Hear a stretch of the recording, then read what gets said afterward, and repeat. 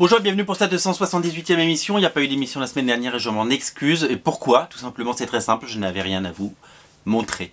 Il y a eu des sorties, mais j'avais rien acheté, j'avais rien reçu. Et puis j'étais en train de lire ce qui était sorti avant. Donc voilà, donc j'ai préféré pas faire une émission vide plutôt qu'une émission incomplète. Alors, du coup j'ai lu des choses et du coup on va pouvoir réattaquer. Et ça c'est plutôt la bonne nouvelle du jour. Et je vais commencer par la sortie événement du mois. C'est bien entendu le tome 22 de Walking Dead chez Delcourt. Alors l'année dernière il y a eu 3 tomes de Walking Dead, cette année il y en aura 2 puisqu'on revient à un rythme un petit peu plus normal. Et nos amis de chez Delcourt ont sorti, donc quasiment en instantané après la sortie américaine, le tome 22 de Walking Dead. Alors Walking Dead est une série qui se décline aujourd'hui en série télé, c'est une série qui marche toujours très très fort aux États-Unis. Elle se vend chaque mois à 65 000 exemplaires à peu près. Les TPB, je sais pas combien de centaines de milliers d'exemplaires on en est aux États-Unis pour le tome 1. Puis les autres tomes, il y en a 21, donc après ça se décline. En France, c'est un tirage à 120 000 exemplaires, c'est absolument énorme. Sachant qu'il n'y a pas de prépublication en France, ça sort directement en album. C'est un succès, là-dessus, il n'y a rien à dire. Alors, quand souvent il y a des succès, il y a des détracteurs, et on entend dire ça et là, que c'est moins bien qu'avant, c'est mieux, quand est-ce que ça va s'arrêter, il y en a marre, c'est toujours la même chose, etc., etc. Eh ben je suis pas d'accord et je m'inscris en faux, chers auditeurs et chers téléspectateurs et chers youtubeurs, car c'est toujours aussi bien. En fait, j'ai eu le plaisir de relire Walking Dead tome 12 à 21 le mois dernier. J'y ai pris un plaisir de dingue parce que j'étais un peu perdu par rapport à la série et aux comics et j'avais envie de me replonger dedans à fond.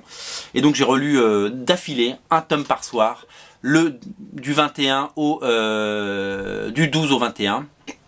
Et j'ai pris un pied total parce que ça se dévore, ça se lit, c'est comme ces livres qu'on n'arrive pas à poser, comme ces séries qu'on regarde et on se dit allez il est 2 h du matin, encore un épisode, je suis fatigué, j'ai les yeux qui collent, mais je m'en fous. Et Walking Dead, ça vous fait cet effet là. Walking Dead c'est une drogue dure, c'est vraiment excellentissime. Et quand on lit les tomes 12 à 21, on se pose pas la question de se dire ouais il y en a marre des zombies, il y en a marre du noir et blanc, il y en a marre de Charlie Adler, il y en a marre de Robert Kirkman, puisque on prend un tel plaisir à le lire et c'est ça qui fait la force de cette série, c'est qu'elle se renouvelle tout le temps, qu'elle propose tout le temps de nouvelles choses et qu'elle inscrit des bases solides avec des personnages forts, attachants, vraiment absolument incroyables. Et je peux vous dire que des bonnes choses sur cette série. Tout ce qui se passe jusqu'à la guerre totale, vous savez que les épisodes 20 et 21, les tomes 20 et 21, c'était la guerre totale. C'est-à-dire que l'équipe de Rick avec tous ses acolytes, Michonne et compagnie, combattaient Negan. Donc Alexandria, la ville dans laquelle ils habitaient, la ville avec les palissades, c'était associé à la colline, l'autre ville, l'autre communauté si vous voulez, et le royaume, celle qui est dominée par Ézéchiel, et ensemble ils étaient venus à bout de Negan, cette espèce de fou furieux, et prouvant qu'ils étaient humains, ils avaient décidé de le laisser en vie, Negan, et de le faire prisonnier, voilà. Et là, la guerre totale prend fin, et on se dit, bon ben qu'est-ce qui va se passer, où est-ce qu'il va aller chercher de nouvelles idées. Et quand on ouvre ce tome, on tombe sur cette page, et je vais pas vous spoiler l'épisode, parce que je veux que vous le lisiez et que vous soyez, que vous aimiez que vous découvriez comme moi je l'ai découvert ce qui va se passer.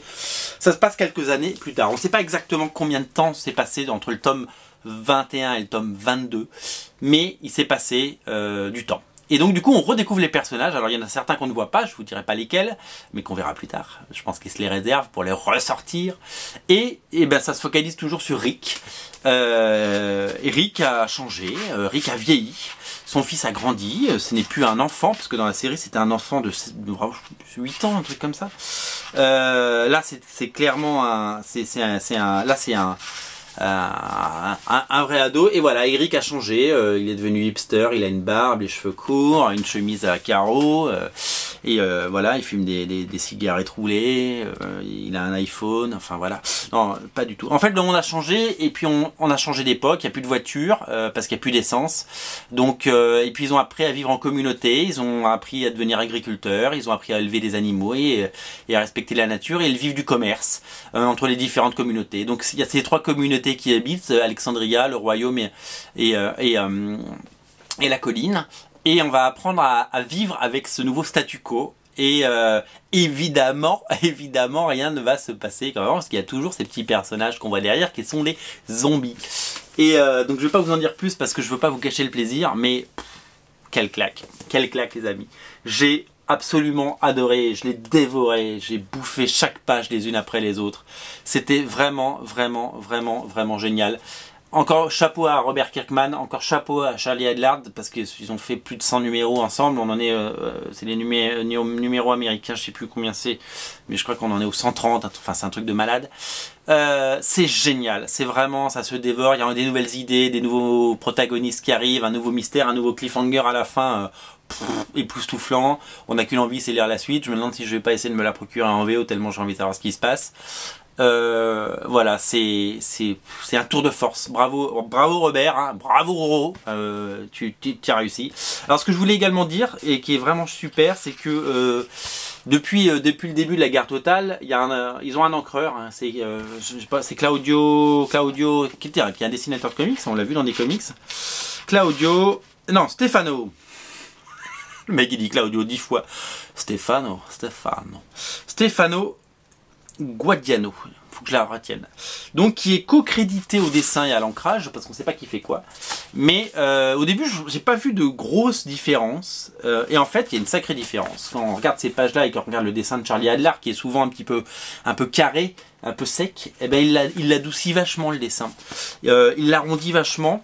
Et je trouve que c'est beaucoup plus joli. Et c'est beaucoup mieux. Donc si ça peut le délester un peu de travail, le Charlie, parce que il a quand même beaucoup œuvré sur la série, et si ça peut rendre la série encore plus belle, parce que du coup il y a beaucoup plus de détails, beaucoup plus de réalisme on va dire dans une série qui n'en manque pas. Voilà, je trouve que c'est beaucoup mieux travaillé et c'est très chouette.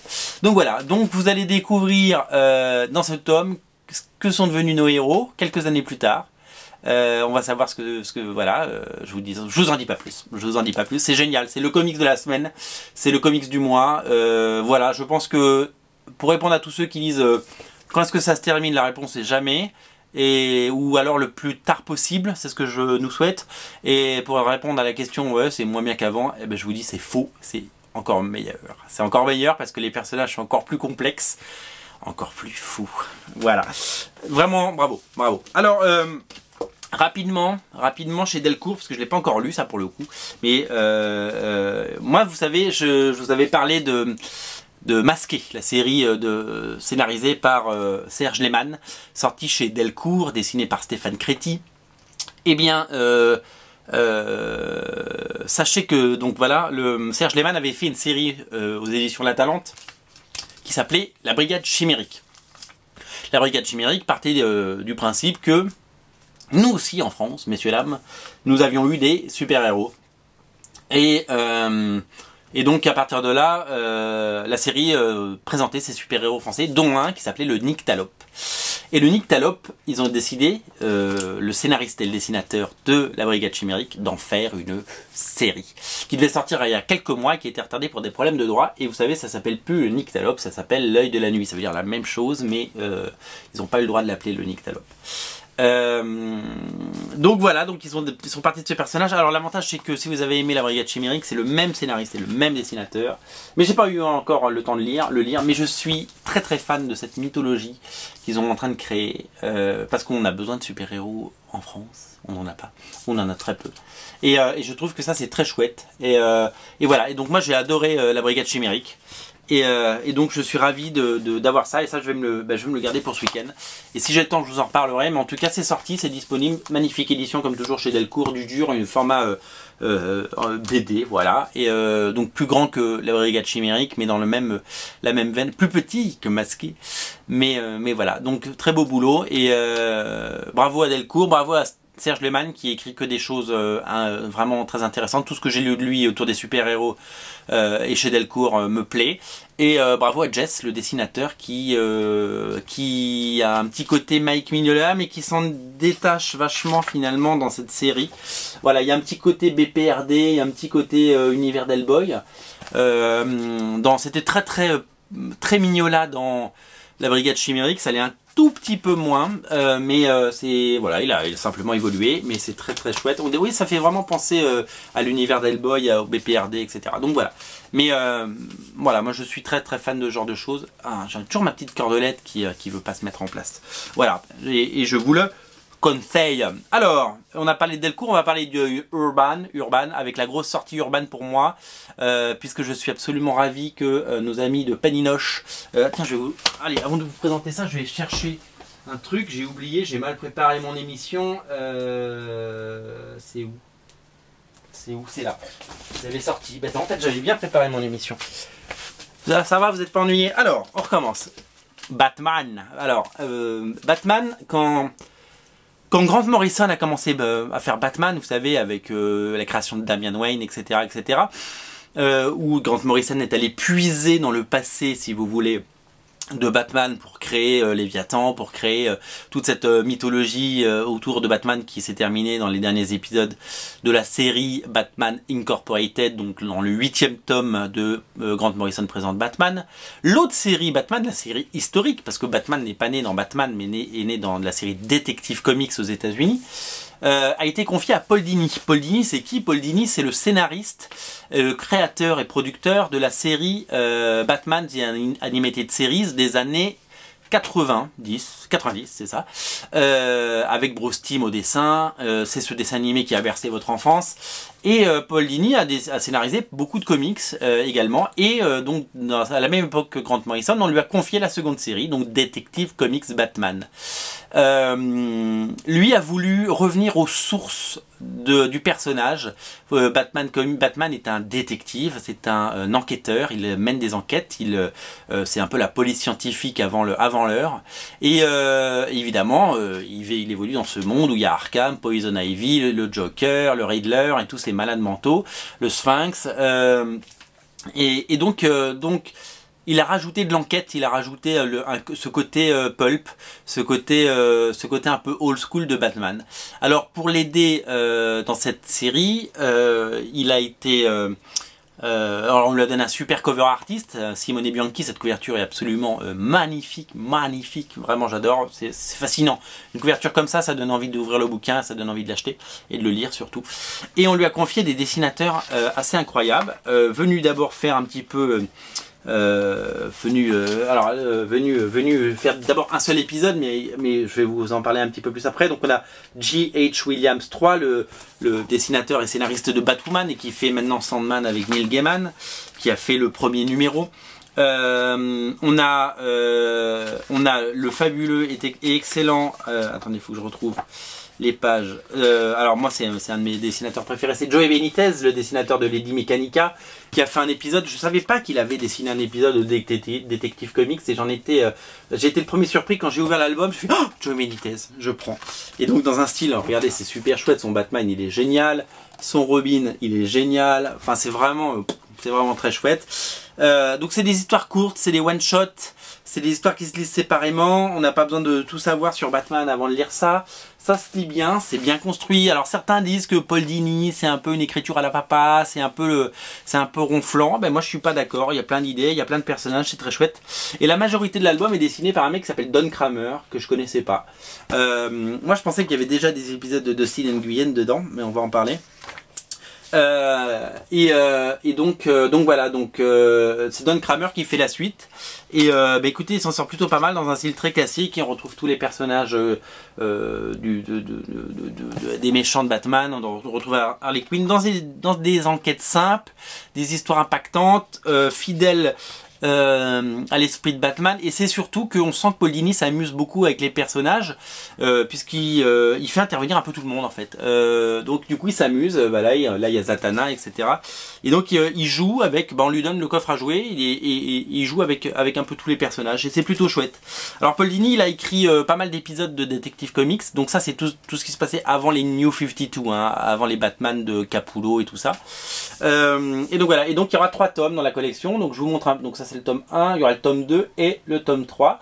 L'avantage de tout ça, c'est que Donc ce sera une histoire complète en 3 tomes, donc il n'y a pas 8 tomes comme la série de Batman de Grant Morrison, c'est des très beaux volumes de la même taille que les Grant Morrison, et c'est surtout que si vous êtes un peu refroidi par le dessin un peu classique de Don Kramer, en tout cas les histoires vous plairont. Moi j'aime bien ce que fait Don Kramer, je suis pas un grand fan, je le connaissais pas, et je trouve qu'il a fait un beau boulot. La suite va être dessinée, et ça moi la suite je l'ai en VO. Tu sais, alors c'est des mini, il y a des 6 numéros là-dedans, c'est des trucs en dur de chez DC qui datent d'il y a quelques années, mais il y a que 6 numéros alors qu'il y en a au moins 12, si ce n'est plus dans les volumes d'Urban. Et après c'est Dustin Nguyen, le fabuleux Dustin Nguyen qui dessine mais beaucoup de numéros derrière. Et là ça prend tout son ampleur parce que c'est le même dessinateur qui reste très longtemps. Alors vu qu'il y a 2 tomes derrière, là j'ai l'équivalent d'un tome finalement, donc ça je pense que ce sera l'équivalent du tome 2. Donc il y a le retour de Hush, et après il y a le Private Casebook, ce sont des enquêtes. Alors ça je les ai lus il y a longtemps, je les ai pas relus. Je vais vous montrer un petit peu à quoi ça ressemble les épisodes du tome 2, le tome 2 est toujours pas annoncé, il est toujours pas sollicité, donc il sortira certainement après avril, mais même après juin, puisqu'on sait ce qui sort jusqu'au mois de juin chez... Moi j'adore j'adore vraiment ce que fait Dustin Nguyen, il fait des pages vraiment très chouettes.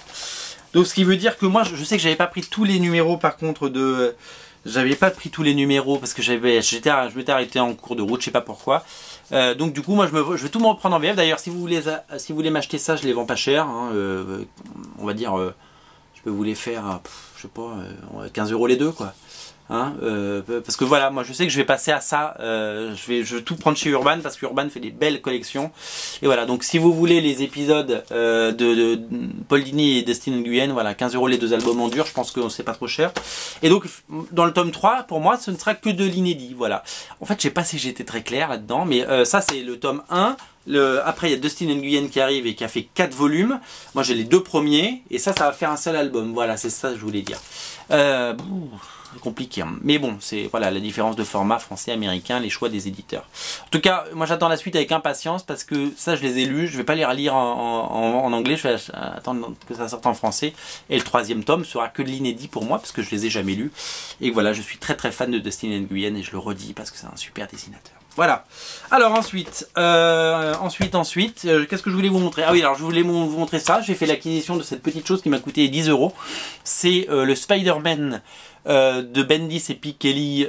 Miles Morales rencontre Peter Parker dans l'univers Ultimate. Ça date d'il y a quelques années. C'est sorti en France en kiosque seulement. Et je l'avais en kiosque je l'ai trouvé chez Pulps. Vous savez que ils font tous des soldes en ce moment et il y a à peu près 10 long box de comics de TPB à moins 50% chez Pulps et je voulais vous le dire. Et l'avantage c'est que tout est dessiné par Sarah Pichelli et que c'est des grandes pages parce que c'est un format de luxe. Donc c'était un peu cher en prix normal puisque c'était un peu plus de 20 € et je l'ai payé je crois 11 €. Donc vous voyez, ça m'a coûté une misère. Et je suis ravi de l'avoir parce que j'ai les dessins de Sarah Pichelli en grand. J'ai cette histoire qui doit avoir une suite normalement parce que Spider-Man est censé avoir une suite à un moment. Mais comme avec tout ce qui se passe, le Spider-Verse en ce moment, puis l'annonce, nous le savons, de bientôt le relaunch Secret Wars chez Marvel, on ne sait pas trop ce qui va se passer. Donc on ne sait pas si on aura ce second tome de Spider-Man. D'ailleurs peut-être qu'on aura une série régulière Spider-Man. Je lance le débat. Voilà, donc je suis ravi de l'avoir, ça rentre dans ma collection directe, hop, je vais le remettre derrière avec mes Spider-Man, je suis ravi parce que voilà, pour 11 € j'ai une belle édition et je suis content. Alors, je vous en ai parlé lors d'une émission courte, une pocket émission sur la figurine Darkchild. Vous savez que je suis fan des années 90, hein, et il y a une série que j'avais un peu zappée dans les années 90, c'était Darkchild. Et du coup, je me suis procuré les 2 TPB disponibles de Darkchild, en sachant qu'il y en a un 3e que je vais acheter sur eBay parce qu'on ne le trouve plus sur Amazon ou Book Depository parce qu'il est trop vieux. Et alors le 3e c'est le premier en fait, c'est les premiers épisodes de Darkchild publiés je crois chez Awesome Entertainment ou chez Extreme Studio, Image Comics, parce qu'au début la série est née chez Rob Liefeld dans son studio puisque le dessinateur et scénariste Randy Quinn avait bossé chez eux. Donc je vous montre un petit peu ce que c'est. C'est vraiment de la Batgirl des années c'est de la Batgirl des années 90. C'est de la magie, c'est du fantastique, C'est des jeunes filles sexy, un peu dénudées. Le dessin est super chouette. Randy Quinn a vraiment un sacré coup de crayon. Moi j'aime beaucoup ça. Et puis en même temps c'est très poétique puisque Randy Quinn a eu des envies d'écriture et il a vraiment créé un personnage assez intéressant avec voilà une personne en quête de soi, etc. Donc voilà, donc ça c'est Darkchild. Donc si vous aimez les comics des années 90, c'est plutôt chouette. Donc il y a eu une première série donc dans un premier TPB qui s'appelle The Descent qui est pas sorti. Il y a eu les séries Legacy puis Redemption qui sont sortis chez Wildstorm, chez Homage Studio de Jim Lee. Et après, je crois que c'est sorti un peu chez Image, mais je suis pas sûr, ou chez Dark Horse peut-être. Et après, donc il a lâché un peu le dessin, il a fait plus qu'écrire, et puis après c'était genre Brandon Peterson qui dessinait. Voilà. Et après il a complètement arrêté, et en fait j'ai repris contact avec lui grâce à Mario Gulli, parce que c'est un des meilleurs amis de Mario Gulli. Et en fait, il vient de terminer, ça y est, c'est terminé, il a terminé son roman sur Darkchild. Parce qu'en fait, il a voulu en faire un film. Donc il s'est associé au studio Weta, qui a fait les effets spéciaux des films de Peter Jackson, King Kong, Le Seigneur des Anneaux et Le Hobbit. Ils ont fait ensemble une démo qui est disponible sur internet. Et en fait, ils n'ont pas trouvé de producteur pour faire le film, ils n'ont pas trouvé les fonds, parce que ça coûtait très cher de faire un film comme ça, et c'est tombé dans l'oubli. Et il s'est dit, avec la mode de tous les Twilight, tous les films comme ça, qui sont d'abord un livre et puis qui deviennent un film à succès, comme les Hunger Games et compagnie, il a dit, je vais écrire un bouquin, et donc il l'a écrit. Et ça va sortir en bouquin, certainement en fin d'année ou en début d'année prochaine, le temps parce qu'il a un agent, donc il est en train de trouver un éditeur, donc, et voilà, donc peut-être que le livre donnera un film. Et en attendant, il m'a dit que chez Image Comics, il allait sortir un omnibus d'ici la fin de l'année avec tout Darkchild. Et ça, c'est super chouette. Voilà, donc ça, c'est Darkchild. Et les TPB sont disponibles un petit peu partout. Alors, l'émission touche à sa fin. On va manquer de temps parce qu'on est déjà à la 22e minute. Voilà, le comics de la semaine, c'est Walking Dead. C'est le comics du mois. C'est vraiment excellent. Ce tome 22 est savoureux. Et voilà, c'était le retour de l'émission. C'était la 178e. Et il y en aura une la semaine prochaine, j'espère que j'aurai du contenu. Et sinon, je vous ferai une rétrospective parce que j'ai une idée pour faire une rétrospective sur une série que je suis en train de redécouvrir avec un plaisir. Je vous en dis pas plus. Salut, 178e, lisez des comics, rendez-vous sur comicsplace.net tous les jours. C'est votre site d'actu comics et c'est grâce à vous qu'il vit et qu'il continue, bientôt 8 ans d'existence.